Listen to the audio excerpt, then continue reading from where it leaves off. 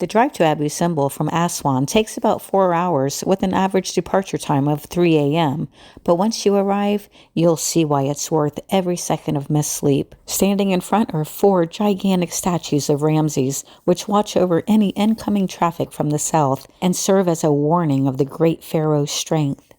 These ancient temples were constructed by the great pharaoh Ramses II. They're twin temples carved right into the mountainside, one dedicated to King Ramses II and the other to his favorite wife, Queen Nefertari.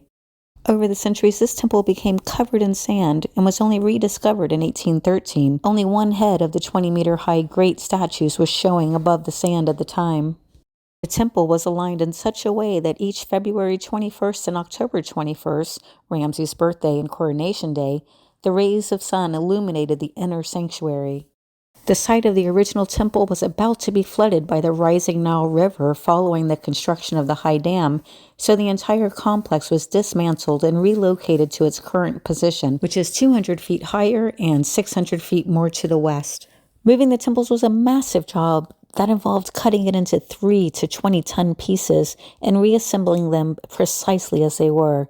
It took 5 years with about 3,000 workers and $42 million back in the 1960s.